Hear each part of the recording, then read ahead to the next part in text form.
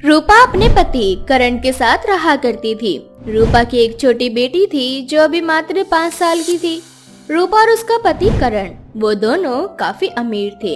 उनके पास धन दौलत की कोई कमी नहीं थी। साथ ही करण के पास कई सारे अपने खुद के गौशाला भी थे, लेकिन शायद उनकी खुशियों को किसी की नजर लगने वाली थी। करण को बिजनेस में लॉस होता है और वो अमीर से गरीब हो जाता है। उसकी सारी धन दौलत, घर द्वार, सब कुछ उसके हाथों से छीन जाता है। बचता है तो सिर्फ एक गौशाला जिसमें एक भी गाय नहीं होती। ये सब देखकर करण अपनी बीवी रूपा से बोलता है, रूपा, मुझे माफ कर दो। मैं तुम्हें ब्याह कर लाया था और मैंने तुमसे वादा किया था कि मैं तुम्हें कभी कोई दुख नहीं होने दूंगा। पर किस्मत की मार देखो, हम रातों रात कैसे रोड पर आ गए। हमें पता ही नहीं चला हमारी जिंदगी ताश के पत्तों की तरह कब बिखर गई। अरे आप ये क्या कह रहे हैं? जो होता है अच्छे के लिए होता है। आप ये मत भूलिए कि भगवान ने भले ही हमसे हमारा सब कुछ छीन लिया हो, हम रोड पे आ चुके हैं, लेकिन कहते हैं ना, जब भगवान सारे रास्ते बंद कर देता है तो वो एक रास्ता जरूर खोलता है, और वो है हमारा गौशाला। रूपा, गौशाला के भरोसे मत रहो। वो गौशाला बहुत छोटा है और जंगल में है, इसीलिए तो वो हमें मिला है। और उसमें एक भी गाय नहीं है। बिना गाय की कैसी गौशाला। आप हिम्मत हार चुके हैं, लेकिन मैंने अभी तक हिम्मत नहीं हारी। और हमारे पास घर नहीं है तो क्या हुआ, हमारे पास हमारा छोटा सा गौशाला है ना, हम उसी में जाएंगे और उसी में रहेंगे। ये सब कुछ रूपा की बेटी नैना सुन लेती है और वो तालियां बजाती हुई अपनी माँ से बोलती है, माँ, तुम सच बोल रही हो? अब से हम लोग भी जंगल में रहेंगे जैसे टीवी में लोग रहा करते हैं? हाँ बेटा, क्योंकि हमारे पास रहने के लिए कोई दूसरा ठिकाना नहीं है।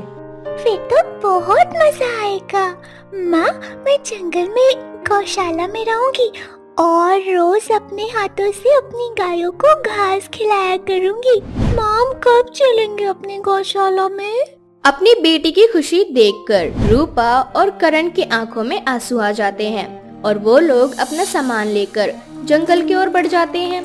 जंगल में जाने के बाद जब वो लोग अपनी गौशाला में घुसते हैं तो वो देखते हैं कि गौशाला की हालत बद से बदतर है, क्योंकि जंगल में होने की वजह से कोई भी उस गौशाले में नहीं आता था और ना ही साफ सफाई करता था। जिसके बाद करण रूपा से बोलता है, रूपा, तुम यहाँ रहना चाहती हो? देख रही हो अपनी गौशाला की हालत। इसकी छत टूटी हुई है, फर्श गंदे हैं। मैंने कभी नहीं सोचा था कि मैं अपनी बेटी और बीवी को ऐसी जिंदगी दूंगा। करण, आप इतना क्यों सोच रहे हैं? बिजनेस में प्रॉफिट और लॉस होता ही रहता है, और मैं बहुत खुश हूँ क्योंकि मेरे पास आप और मेरी बेटी हैं। और पापा, मैं भी बहुत खुश हूँ। चलो अब हम जल्दी से अपने नए घर की सफाई करते हैं। अपनी बेटी की बात सुनकर करण को थोड़ा सा हौसला मिलता है। जिसके बाद वो तीनों उस गौशाला की साफ सफाई करते हैं और उसे रहने लायक बनाते हैं। कुछ देर बाद रूपा नैना से बोलती है, नैना बेटा, तुम्हें भूख लगी है ना? हाँ माँ। तो जाओ, जाकर बाहर से ईंट लेकर आओ ताकि मैं चूल्हा बनाकर तुम्हें गर्मा गर्म खाना बना के खिला सकूं। रूपा के बोलते ही नैना भागती हुई बाहर जाती है और ईंट ढूंढने लगती है, लेकिन उसे बाहर एक भी ईंट नजर नहीं आती और वो जंगल के और अंदर जाती है और कुछ देर बाद देखती है कि एक गरीब बूढ़ी औरत जो कि घायल अवस्था में नीचे जमीन पर पड़ी है, वो बार बार पानी मांग रही है। उसे देखकर नैना उस बूढ़ी औरत के पास जाती है और उससे बोलती है, दादी, आपको क्या हुआ और आपको क्या चाहिए? पानी, पानी। उस बूढ़ी औरत को देखकर नैना जल्दी से अपनी माँ के पास पहुँचती है और रूपा को उस बूढ़ी औरत के बारे में बताती है। जिसके बाद नैना और करण पानी लेकर उस बूढ़ी औरत के पास जाते हैं, जहाँ वो लोग देखते हैं कि वो बूढ़ी औरत बेहोश हो चुकी है। जिसके बाद करण उस बूढ़ी औरत को उठाकर अपने गौशाला में ले जाता है और उसके मुंह पर कुछ पानी के छींटे मारता है। कुछ देर बाद वो औरत होश में आ जाती है और करण अपने हाथों से उस बूढ़ी औरत को पानी पिलाता है। तो वहीं दूसरी ओर रूपा भी जल्दी से कुछ खाने का बनाती है और उस बूढ़ी औरत को खाने के लिए देती है। जिसके बाद वो बूढ़ी औरत उन दोनों से बोलती है, तुम दोनों कितने अच्छे हो, और उससे भी अच्छी तुम्हारी बेटी। अगर तुम तीनों के अलावा यहाँ कोई और होता तो वो मेरी मदद नहीं करता और मुझे मरने के लिए मेरे हाल पर छोड़ देता। अम्मा, ये तो इंसानियत है और आपकी उम्र मेरी माँ के बराबर है। अगर आज आपकी जगह मेरी माँ होती तो मैं उनकी भी ऐसे ही सेवा करता जैसे कि मैंने आपकी की है। वैसे तुम लोगों को देखकर लगता है कि तुम एक अच्छे घराने से हो, पर इस जंगल में और छोटी सी कुटिया में कैसे? ये कुटिया नहीं बल्कि हमारा गौशाला है। मेरे पति एक बिजनेसमैन थे और उन्हें बहुत ज्यादा लॉस हो गया अपने बिजनेस में। हमारे पास भी ऐसी बहुत सारी गौशालाएं थी, लेकिन बिजनेस में घाटा होने की वजह से हमारा सब कुछ छिन गया। मिला तो सिर्फ एक यही गौशाला, क्योंकि इसमें एक भी गाय नहीं थी। इसीलिए हमने इसे रहने के लिए अपना आशियाना बना लिया और अब हम इसी में रहते हैं। इस तरह से अब रूपा, करण और नैना तीनों मिलकर उस बूढ़ी औरत की खूब सेवा करते हैं और तब तक उसकी सेवा करते हैं जब तक वो बूढ़ी औरत ठीक नहीं हो जाती। कुछ दिनों बाद वो बूढ़ी औरत बिल्कुल ठीक हो जाती है और एक जादूगरनी के रूप में आकर रूपा और करण से बोलती है। करण, रूपा, मैं तुम्हारी सेवा भाव से बहुत खुश हुई हूँ। मैं एक जादूगरनी हूँ। मैं यहाँ इस जंगल में घूमने आई थी, परंतु किसी ने मेरा शिकार कर लिया और वो तो सही समय पर तुम्हारी बेटी आ गई और आज तुम्हारी वजह से मैं जिंदा हूँ। मांगो, क्या मांगना चाहते हो मुझसे? हम क्या मांग सकते हैं? मुझे ये देखकर बहुत खुशी हो रही है रूपा कि इतना सब कुछ हो जाने के बाद भी तुमने लालच नहीं किया। इसीलिए मैं तुम्हारी इस गौशाला को जादुई गौशाला में तब्दील कर रही हूँ। यहाँ आने वाली हर गाय भर भर के दूध दिया करेगी, साथ ही यहाँ की हर गाय जादुई होगी। इस जादुई गौशाला से तुम्हारी इतनी कमाई होगी कि तुम्हारी आर्थिक स्थिति एक बार फिर से पहले की तरह हो जाएगी। इस तरह से वो जादूगरनी उस गौशाला को एक जादुई गौशाला में बदल देती है और खुद वहाँ से चली जाती है। वो जादुई गौशाला अंदर से किसी महल से कम नहीं होता। उसकी चारों दीवारें सोने से बनी होती है। साथ ही उस गौशाला के अंदर अब कई सारी गाय भी होती है जो दूध के साथ साथ सोना भी दे रही होती है। ये देखकर रूपा और करण को अपनी आंखों पर विश्वास नहीं होता और नैना अपने माता पिता से बोलती है, माँ, अपना गौशाला कितना बड़ा और सुंदर हो गया है। इतना सुंदर तो अपना पुराना घर भी नहीं था। अब मैं अपनी इस जादुई गौशाला के बारे में अपने सारे दोस्तों को बताऊंगी। नहीं बेटा, इस जादुई गौशाला के बारे में कभी भी किसी को कुछ भी पता नहीं चलना चाहिए। अगर उन्हें पता चल गया तो वो हमसे हमारा जादुई गौशाला छीन लेंगे और हम इस जादुई गौशाला की मदद से गरीब लोगों की मदद करेंगे ताकि वो भी आगे बढ़ सकें। और एक बात हमेशा याद रखना, हम कभी भी इस जादुई गौशाला का गलत इस्तेमाल नहीं करेंगे। नैना अपनी बातों को समझ जाती है और किसी को भी उस जादुई गौशाला के बारे में नहीं बताती। वो जादुई गौशाला इतना जादुई था कि रूपा उस जादुई गौशाले के अंदर जाकर जो भी मांगती वह उसे मिल जाया करता। अब रूपा और करण जादुई गौशाले की मदद से एक बार फिर से तरक्की करने लगते हैं। साथ ही इस बार करण अपने जैसे गरीब लोगों की मदद करता है और वे लोग उसी गौशाला में हमेशा के लिए रहने लगते हैं। स्विमिंग पूल वाली चुड़ैल। राकेश नाम का एक व्यक्ति गांव से शहर पढ़ाई करने के लिए जाता है और पढ़ाई पूरी होने के बाद वो शहर में ही रहकर काम करने लगता है। बहुत जल्द राकेश की सरकारी नौकरी लग जाती है और वो शादी करके शहर में ही शिफ्ट हो जाता है। शादी होने के कुछ दिनों बाद उसकी बीवी कमला एक दिन उससे कहती है, अच्छा सुनिए जी, आखिर हम कब तक कंपनी के दिए हुए घर में रहेंगे? अब तो हमारे पास पैसे भी नहीं है, क्यों ना हम अपना खुद का घर खरीद लें? बोल तो तुम ठीक रही हो, चलो हम कल ही डीलर से बात करके आते हैं। अगले दिन होते ही राकेश कमला को लेकर डीलर के पास जाता है, जहां डीलर उसे 2-3 घर दिखाते हैं, जिसमें से एक घर जिसके अंदर स्विमिंग पूल बना होता है वो कमला को बहुत पसंद आ जाता है और कमला राकेश से कहती है, राकेश, मुझे ये घर बहुत पसंद है और मुझे यही घर लेना है क्योंकि घर में स्विमिंग पूल है और देखो ना घर कितना सुंदर है और घर के अंदर कितना बड़ा स्विमिंग पूल भी है। आप तो जानते हैं ना कि मुझे स्विमिंग पूल कितना पसंद है। अरे हाँ कमला, मैं बहुत अच्छे से जानता हूँ। अच्छा डीलर साहब, आप हमें घर दे दीजिए। ठीक है साहब, तो फिर ये लीजिए इस घर की चाबी और चलिए कुछ कागजात कार्रवाई कर लेते हैं ताकि आप लोग जल्द से जल्द अपने इस नए घर में रहने के लिए आ सकें। डीलर राकेश के हाथ में चाबी दे देता है और वो घर उसके नाम कर देता है, जिसके बाद डीलर खुद से मन ही मन बोलता है, भगवान का शुक्र है कि इस मनहूस घर से मेरा पीछा छूटा और आखिरकार ये घर बिक गया। अब मुझे क्या, मैं तो यहाँ से अपना मुंह छिपाकर भाग जाऊंगा ताकि ये दोनों पति पत्नी मुझे कभी ना ढूंढ सके। राकेश से पैसे लेकर डीलर वो शहर छोड़कर चला जाता है। वहीं राकेश कमला के साथ उस घर में रहने के लिए आ जाता है, जहाँ कमला स्विमिंग पूल के पास खड़े होकर उसे निहारने लगती है। यह देखकर राकेश कमला से कहता है, अरे कमला, अब ये घर पूरी तरह से हमारा है। अभी बहुत रात हो चुकी है, चलो सोने चलते हैं। कल सुबह होते ही मुझे इस पूल में नहला देना और इसे मन भरकर निहारती रहना। क्या राकेश जी, आप भी ना मेरा मजाक उड़ा रहे हैं। मैं तो घर देख रही थी, तो मैंने सोचा क्यों ना एक बार इस बड़े से स्विमिंग पूल को भी देख लिया जाए। वैसे हमने नया घर लिया है, हमें पार्टी तो रखनी ही चाहिए। बोल तो तुम बिल्कुल सही रही हो कमला, पर पार्टी रखने से पहले ये अच्छी खबर मुझे अपने बचपन के साथी कुलदीप को देनी है। इतना बोलकर राकेश अपनी जेब से फोन निकालता है और अपने दोस्त से बात करता हुआ वहाँ से चला जाता है। तो वहीं कमला अब भी स्विमिंग पूल के पास खड़ी होती है और वो जैसे ही वहाँ से जाने लगती है, उसे किसी के रोने की आवाज़ आती है। रोने की आवाज़ सुनकर कमला खुद से बोलती है,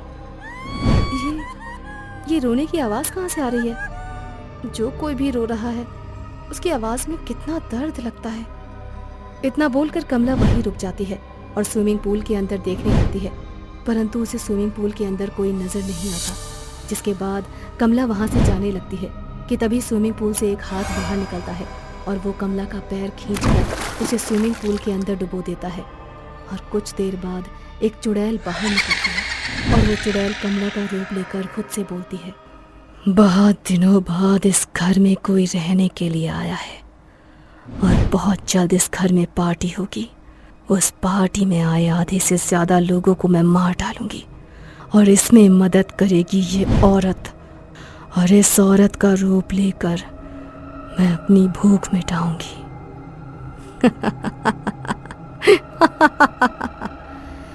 इतना बोलकर कमला राकेश के पास जाती है और वो दोनों रात में सो जाते हैं। सुबह राकेश का दोस्त अपनी बीवी सुधा के साथ आता है। जब कुलदीप अपने दोस्त राकेश से बैठकर बहुत सारी बातें करता है, तो वहीं राकेश के कहने पर कमला सुधा को अपना स्विमिंग पूल दिखाने के लिए ले जाती है, जहां सुधा कमला से बोलती है, घर के अंदर इतना बड़ा स्विमिंग पूल, तुम जानती हो कमला, आज से पहले मैंने सिर्फ सुना था कि घर में लोग बड़े स्विमिंग पूल रखते हैं, पर आज अपनी आंखों से देख लिया। काश कि मेरे पति भी शहर में ही काम कर पाते, तो आज हमारे पास भी एक स्विमिंग पूल जैसा बड़ा सा घर होता। इसे तुम अपना ही स्विमिंग पूल समझो सुधा बहन, चलो इसके मजे लेते हैं हम दोनों। क्या तुम इस स्विमिंग पूल के अंदर एक बार नहाना नहीं चाहोगी? अरे नहीं कमला बहन, मुझे इस स्विमिंग पूल में नहाने में शर्म आती है और मुझे स्विमिंग पूल में नहाना भी नहीं आता। तुम्हें मैं सिखा दूंगी, चलो स्विमिंग पूल के अंदर चलते हैं। इतना बोलकर कमला खुद स्विमिंग पूल के अंदर चली जाती है और उसका हाथ पकड़कर उसे स्विमिंग पूल के अंदर खींचने लगती है कि तभी वहां पर कुलदीप और राकेश आ जाते हैं। कमला को सुधा जबरदस्ती पानी के अंदर बुला रही होती है। यह देखकर राकेश कमला से बोलता है, कमला, जब सुधा बोल रही है कि वो कल तुम्हारे साथ स्विमिंग पूल में नहाएगी, तो तुम आज उसके साथ जबरदस्ती क्यों कर रही हो? और कल वैसे भी पार्टी है, तुम्हें ही तो अब पार्टी की अरेंजमेंट करनी है। मैं देख रहा हूँ कि तुम जब से इस घर में आई हो हर समय स्विमिंग पूल के ही पास बैठी रहती हो। राकेश की बातें सुनकर चुड़ैल को गुस्सा आने लगता है और वो खुद से मन ही मन कहती है, दिल तो कर रहा है कि इन सभी को एक साथ स्विमिंग पूल के अंदर डुबो कर मार दूं, पर मैं ऐसा नहीं कर सकती। बस एक दिन की बात है, जब कल पार्टी होगी और घर में मेहमान आएंगे, तब मैं एक एक करके सभी को मौत के घाट उतार दूंगी और अपनी भूख शांत करूंगी। अगर अभी इन लोगों को मेरा असली रूप पता चल गया तो ये लोग भाग जाएंगे, इसीलिए मुझे बस थोड़ा सा और सब्र करना होगा। इतना बोलकर चुड़ैल शांत हो जाती है और स्विमिंग पूल से बाहर निकल जाती है। अगले दिन राकेश के घर में पार्टी होती है, इसीलिए उसके घर में काफ़ी सारे मेहमान आए हुए होते हैं। इसी बीच एक औरत बात करती हुई स्विमिंग पूल के पास जाती है और वो चुड़ैल उस औरत को स्विमिंग पूल में डुबोकर मार डालती है।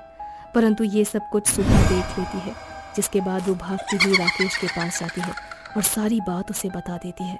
परंतु राकेश को सुधा की बात पर विश्वास नहीं होता और वो अपनी आंखों से ये सब कुछ देखने के लिए स्विमिंग पूल के पास जाता है, जहाँ वो देखता है कि उसकी कमला एक आदमी को स्विमिंग पूल में डुबो रही है। यह देख राकेश कमला से बोलता है, कमला, ये तुम क्या कर रही हो? ये सब हमारे मेहमान हैं और तुम एक एक करके हमारे मेहमानों को मार रही हो। मैं तेरी कमला नहीं हूँ, मैं एक चुड़ैल हूँ जो बरसों से स्विमिंग पूल में थी। तुम लोगों के आने के बाद मैं आज़ाद हुई हूँ और मुझे बहुत भूख लगी है, इसीलिए मैं अपना शिकार कर रही हूँ। परंतु जब से ये सुधा आई है तब से इसने मेरा जीना हराम कर दिया है, इसीलिए अब मैं सबसे पहले सुधा को मारूंगी। इतना बोलकर कमला सुधा को स्विमिंग पूल में डुबोने लगती है।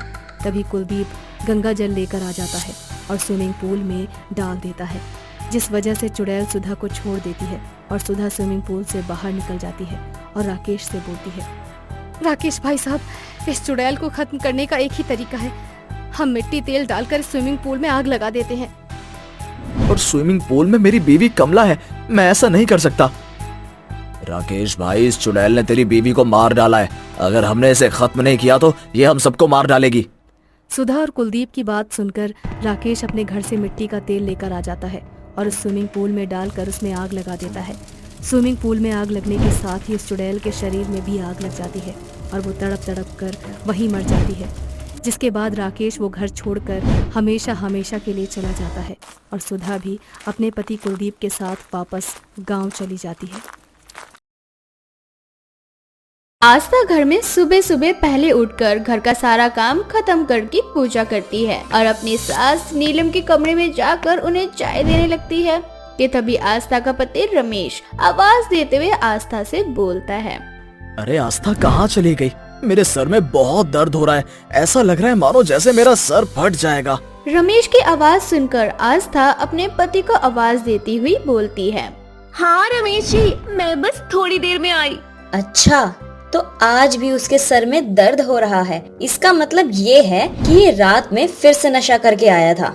सही कहा माँ जी आपने, अब तो मैं इनसे परेशान हो चुकी हूँ। अभी रोज नशा करके आने लगे हैं और घर आकर मुझसे लड़ाई करते हैं कि मैं सारा दिन करती ही क्या हूँ, मैं उनके साथ पार्टीज में क्यों नहीं जाती। क्या बोलता है मेरा नालायक बेटा तुझसे? माँ जी आप ही बताइए, घर में इतना सारा काम पड़ा रहता है, मैं रात को तैयार होकर आपको घर में अकेला छोड़कर उनके साथ पार्टी में कैसे जाऊँ? और अगर कभी मैं उनके साथ पार्टी में चली भी जाती हूँ तो मुझे वहाँ जाकर बिल्कुल भी अच्छा नहीं लगता, क्योंकि ये तो अपने दोस्तों के साथ ड्रिंक करने लगते हैं और मैं वहाँ अकेले बोर हो जाती हूँ। और फिर मैं तो जॉब भी करती हूँ, मुझे सुबह जल्दी उठकर घर के सारे काम खत्म करके बच्चों को स्कूल पढ़ाने के लिए जाना होता है। अब ऐसे में इतना सब कुछ कैसे मैनेज करूंगी? बहू, ये सब ना तुझे मुझे पहले बताना था। खैर, ये सब छोड़ अभी, और तू जाके उस नालायक को नींबू पानी दे दे ताकि उसका कल रात वाला नशा उतर जाए। अब आस्था वहाँ से किचन में जाकर रमेश के लिए नींबू पानी बनाती है और उसे दे देती है, जिसके बाद नीलम रमेश के लिए और अपने लिए लंच बनाने लगती है। तभी रमेश तैयार होकर डाइनिंग टेबल पर आता है और डाइनिंग टेबल पर खाना ना देखकर आस्था के ऊपर चिल्लाते हुए बोलता है, आस्था, मैं ऑफिस के लिए लेट हो रहा हूँ और अब तक तुमने नाश्ता नहीं बनाया। यार, तुम्हारा रोज का हो गया है, तुम्हारी वजह से मैं रोज ऑफिस में लेट हो जाता हूँ। अभी मैं नाश्ता करूंगा, फिर तुम्हें पहले स्कूल छोड़ूंगा, उसके बाद मैं खुद ऑफिस जाऊंगा। यार, मुझे तो समझ नहीं आता, बच्चों को पढ़ाने के अलावा तुम और करती ही क्या हो? मैं क्या करती हूँ आप ये पूछ रहे हैं? अरे आप क्या करते हैं? आराम से ऑफिस जाते हैं, काम करके रात को पार्टी में चले जाते हैं और नशे की हालत में घर आकर मुझसे लड़ाई करते हैं और फिर आपकी सुबह होती है, फिर कलेश करके आप काम पर निकल जाते हैं। मुझे घर के साथ साथ स्कूल भी जाना होता है, मैं भी काम करती हूँ, आपकी तरह नशे में नहीं रहती। अगर ऐसा है तो मुझे नहीं चाहिए लंच, मैं जा रहा हूँ ऑफिस और तुम अकेले अपने स्कूल चली जाना। और रही घर के कामों की बात, तो घर में काम ही कितना होता है, 2-4 बर्तन और कुछ कपड़े, इस तरह से रमेश आस्था से लड़ाई करके ऑफिस के लिए चला जाता है और आस्था भी गुस्से में स्कूल चली जाती है। दोपहर को जब आस्था स्कूल से घर आती है तो वो बहुत दुखी होती है, जिसके बाद नीलम आस्था के पास जाती है और उससे बोलती है, बहू, लातों के भूत बातों से नहीं मानते। आने दो इस निठल्ले को आज। जब ये तेरी तरह ऑफिस और घर दोनों संभालेगा ना, तब पता चलेगा इसे कि तू क्या क्या करती है घर पर। अब इसी तरह से रात हो जाती है और रात को जब रमेश घर आता है तो वो देखता है कि पूरा घर सजा हुआ है। घर के अंदर डीजे का पूरा प्रबंध किया हुआ है। ये सब देख रमेश बड़ा हैरान हो जाता है, जिसके बाद वो अपनी माँ और अपनी बीवी को डाइनिंग टेबल पर देखता है। उन दोनों के हाथ में शराब की बोतल होती है और वो दोनों नशे की हालत में झूमते हुए बात कर रही होती हैं। 4 बोतल वोडका का मेरा रोज का, ना मुझको कोई रोके ना किसी ने रोका। अब मेरी बारी बहू, मैं हूँ शराबी, ये बोतल शराबी, जितनी भी पी लो होती है खराबी। अरे वाह सासू माँ, आपने तो मुझे भी फेल कर दिया। दोनों सास बहू को नशे में देख रमेश की आंखें फटी की फटी रह जाती है और वो उन दोनों के पास जाकर बोलता है, माँ, आस्था, ये सब कुछ क्या है? तुम दोनों ने ड्रिंक की है? हमने तो शराब पी है, थोड़ी नहीं बे। चुप करो आप दोनों और चुपचाप से अपने कमरे में जाकर सो जाओ। मैं तुम दोनों को बर्दाश्त नहीं कर सकता नशे की हालत में। इतना बोलकर रमेश सबसे पहले अपनी माँ को कमरे में ले जाता है और उसके बाद वो आस्था के पास जाने लगता है, लेकिन आस्था नशे की हालत में नाच रही होती है। ये देख रमेश बहुत परेशान हो जाता है और उसे पकड़कर अपने कमरे में ले आता है।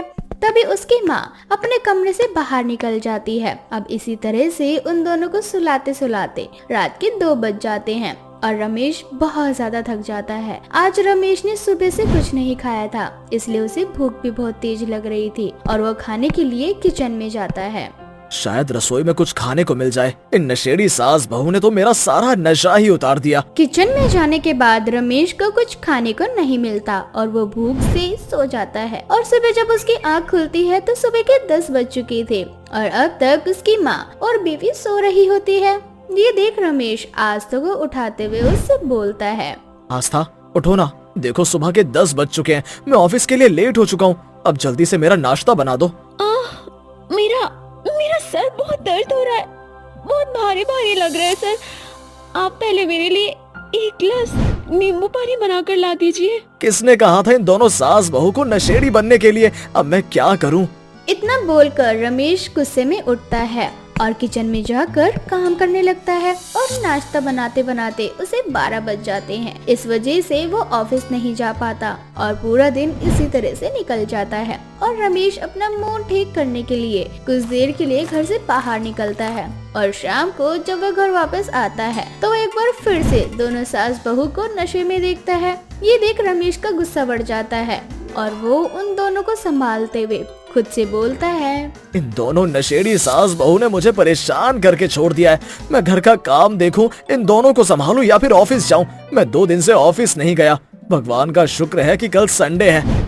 आने दो इन दोनों को होश में, इन्हें तो मैं कल बताऊंगा। इतना बोलकर रमेश सो जाता है और अगली सुबह जब वो उठता है तो देखता है कि आस्था और नीलम घर पर नहीं है। तभी सुबह सुबह कुछ मेहमान रमेश के घर आ जाते हैं और अपना बिखरा हुआ घर देखकर रमेश फटाफट अपने पूरे घर को ठीक करता है और मेहमानों के लिए चाय बनाकर लाता है। कुछ देर बाद मेहमान भी अपने घर वापस चले जाते हैं और थोड़ी देर बाद आस्था और नीलम भी घर आ जाती है, जिसके बाद रमेश उन दोनों के सामने हाथ जोड़कर उन दोनों से बोलता है, माँ, आस्था, मैं आज आप दोनों के आगे हाथ जोड़ रहा हूँ। प्लीज ये नशे की चीज आप दोनों के लिए नहीं है। जब से आप दोनों नशेड़ी बनी है मेरी वाट लग चुकी है। मैं घर के काम से ही नहीं निकल पा रहा जो मैं ऑफिस का काम कर सकूं।